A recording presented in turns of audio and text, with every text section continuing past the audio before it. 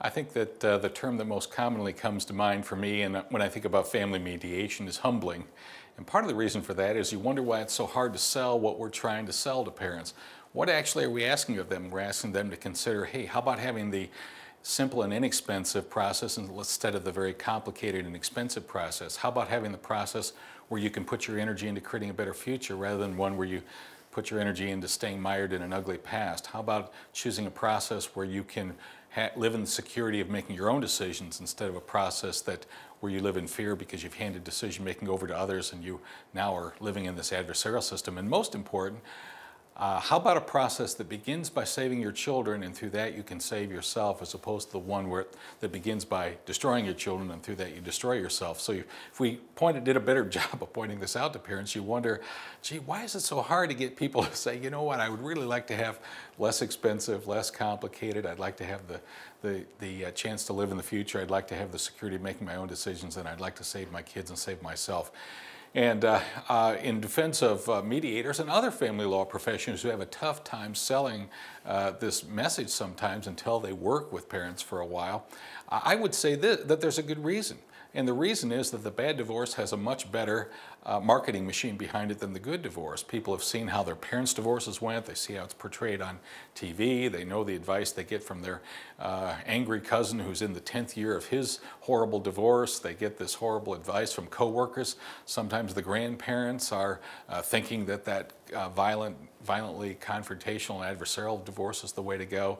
And sometimes the new love interest or a new spouse can all add to it. So society, I think, virtually everything that society teaches to the public about what divorce is wrong. Virtually everything is wrong. So what does that mean? I think it means that sometimes it's going to take a period of re-education, and it's going to take some marinating in these new ideas before we finally get it. These are, yes, they're manifestly better ideas, they are manifestly logical, and they are manifestly new. They are manifestly foreign to everything that we've been taught before.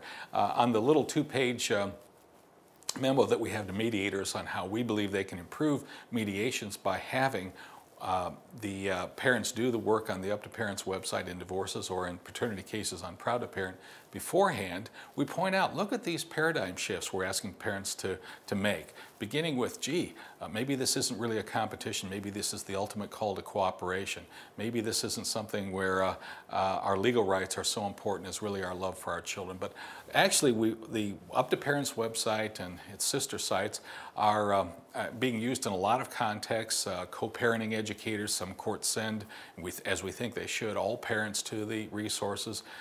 Guardians ad litem and others are using it, parenting coordinators, but we actually developed it as a tool for mediation. What could we have parents do before they came in that got this transition underway, that got this new thinking underway? And that's what I want to encourage you to think about. In our practice, now think about this, in our practice, in about 10 or 15 minutes of just an introductory phone call to each parent, and of course we also talk to the attorneys beforehand, but we have a very brief conversation with each parent where we just make sure we have their contact information, and then we invite them to get started with this work, and then we send a follow-up email. In just that 5 or 10 or 15 minutes of work, we launch 15 to 25 hours of combined work by these parents in looking at the new way of seeing the challenge that actually lies before them. Rather than have parents come in cold and try to sell these ideas where there's been no prior exposure to them and no opportunity for them to think of it separately and away from this emotional experience of sitting down with their co-parent that maybe they've had a prolonged period of conflict with, this is so much more effective. So the message I want to give you today is about the few steps that you can take to learn how to use these tools so that your clients in mediation will be coming to you much more prepared to reach great agreements and to succeed in implementing those agreements. Something I definitely encourage you to do and to have everybody in your office do is to do the work on the Up to Parents website. You don't need to run all the way through it, but get started on it. Sign on as a hypothetical parent going through divorce, and you'll see how interactive it is. You'll see how engaging it is and how personalized it is. Parents overwhelmingly enjoy this work. They find these ideas new, but they really are drawn in by seeing their children's names in this work and as they choose the commitments. And take a look at the Parents Corner as well as the Professionals Corner, and you'll find articles, materials that I think you will find useful. So how do we get started on this? We tell parents to do this work immediately, get started on it immediately, and then we also send them an email. The sample email is right on this, available to you on the Professionals Corner link and on the memo that goes to that is meant for you mediators. And you can make your version of this, but it's a very short email. And we invite them to go do the work on the Up to Parents website and then look at the link that says Mediate with UTP. Or if it's a paternity case and we're sending them to Proud to Parent, it's called Mediate with PTP, Proud to Parent. And they are instructed to do three things, basically. Do the work on the website. Second, fill out this intake, and it's electronic intake that takes some time and is also highly educational. And the third thing we encourage them to do is to then take a look at a document that we called Quick Help, or Quick Help for Families in Transition. Because we want the parents to continue, as I say, to think about these ideas and become accustomed to this entirely new way of seeing their challenge, one that is cooperative, one that's child-focused, and one where they're going to win together or where they're going to lose together. So look at what you are going to have coming into your office even before you meet these people. For one thing, you have the parents much more attuned to these ideas of cooperation, a much better understanding of the entire philosophy behind cooperative co-parenting and even the mediation experience. But you're going to have their intake work, and in that intake work, and this is in that PDF, that electronic intake that we have them fill out and email back to us, you'll be able to see where they are, where are they in their relationship. We ask some questions that are very difficult to ask, I think almost unfair to ask when the people are sitting together. For example, do you have an interest in saving your marriage? Or how and why, in your opinion, did your marriage come apart? This can be vital information and not necessarily things that you want to ask with the people sitting there in front of you, and you don't want to take the time to do it. You know, there are a lot of styles of mediation. We happen to practice in a jurisdiction that does not tend to use many multiple sessions. If we're lucky if we can have one or two or at the most 3 sessions with a set of parents. So we get them thinking about this work, these ideas beforehand, but we can look this over in their intake work. And in the intakes, on about page 3, I think it is, we ask them what username and what password did you use when you signed on to the website. And we take those and then we sign on. There's a link that's called Returning Visitors and log in. So we log in with their username and password, and then we can see their work. We can look at what they wrote in the 4 written exercises. We print that out and we have that in front of us, and we have a very good gauge of where they are. Not only have they learned from this work, but now we have a sense of where they are. One of the most important of the 4 exercises is exercise C, where we ask the parents to make a list of 10 compliments and good memories about their children's other parent. That will be their new library of things, the new way that they'll be talking about each other. And it tells you a lot if parents are saying, I refuse to write any, or I refuse to remember anything good. And you may want to think about encouraging them to do that, because that really is a transformative moment. As you print this out, one other thing, by the way, that you can do is use the merge function on the conclusion page that you'll be taken to when you log back on with either one. There's a link to merge the commitments, and you'll be able to merge them for the parents. They could do that themselves, but most don't.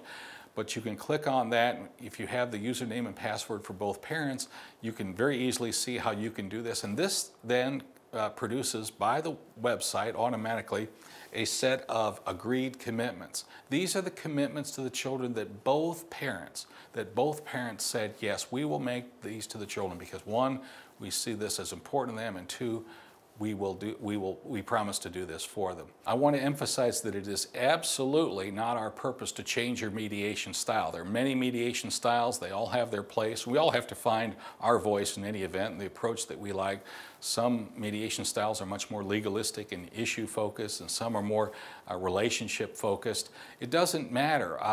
We do not recommend that you change anything about your approach, but have parents do this work, be able to then pass out these agreed commitments. If you want, you can go over these, or if you want, you can just say, I have confidence that you read these over and that you will see all the ways in which this makes your children's lives better and your lives better. There's a wonderful observation by an Indiana, he's actually an attorney, counselor, and mediator by the name of Pat Brown from Zionsville, Indiana.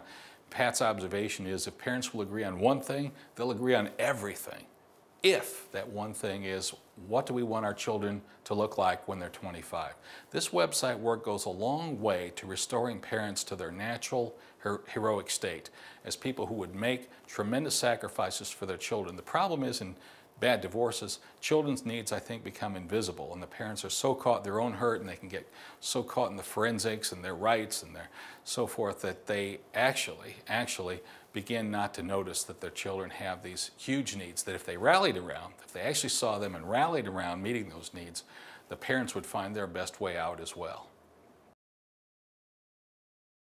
In the mediation itself, the parents' work from the website can be a huge help to you. There are a couple of ways in which we do use those. I usually begin mediations anymore by just saying, so tell me about these two little miracles of yours, Joey and Kendra, and let them talk about the kids. Kids. Remember, the more that we can be guided by parents' natural love for their kids and their rediscovered focus on them and ability to use that focus to build their partnership, the better that we can do, even on the financial issues. But in the course of that, I'll look at the website work, because one of the questions we've asked on there is, what problems have the kids had from any parent conflict, and what do you think they would want? And we can compliment the parents. One of the most important things we do is build a relationship. John Haynes, the grandfather of American mediation, was asked once what were the three most important things for a mediator to achieve, and he said rapport, rapport, rapport.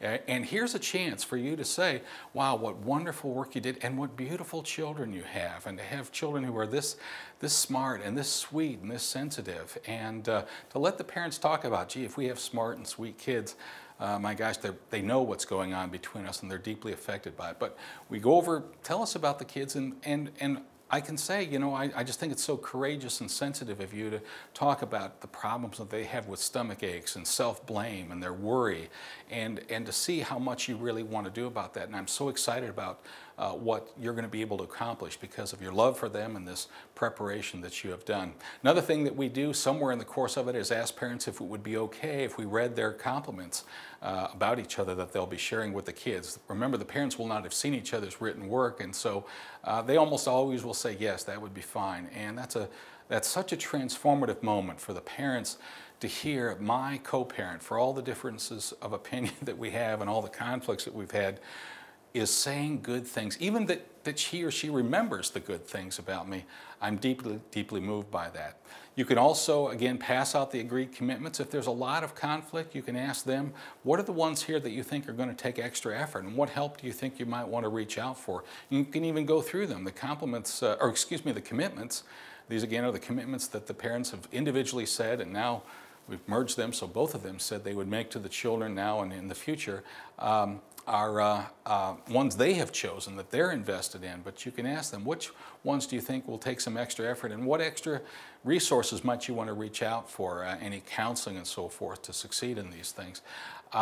There are many things on the website that most parents have not thought of, and maybe a lot of us legal professionals have not thought of. We have something called a child safety zone, for example. This communicates to parents the concept that, look, there are 10,000 minutes in a week, and your kids probably see you together how much? And most parents will say, well, maybe 4 minutes.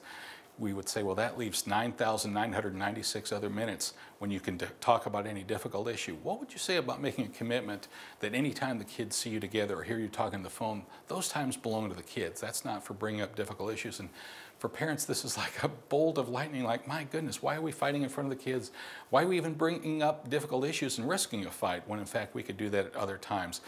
We have something called the 8 hidden keys, things that either parent can do and they can do immediately. But again, the parents need a saturation of these things. Give this work a try, whether you are working in a court system where maybe you have a chance to meet with parents only for an hour and then you're done with them, or perhaps you have a private practice where you have a chance to meet over many occasions for many hours. I think that you will find that getting parents this chance to work away from each other and away from this, sometimes in that quiet, depressed hour early in the morning, 1 o'clock in the morning, I can't sleep, and they've done this work, and they are so moved by the chance to notice their kids' sensitivity, notice their kids' losses, and to say, you know what, for all our differences, we have a mutual wish to give our children a wonderful world to live their one and only childhood. And you know what, how reassuring to know that when we do that, and even if I'm doing it alone at times, when I do that, you know what, I'm serving all my best interests as well. I wish you the best in your important work.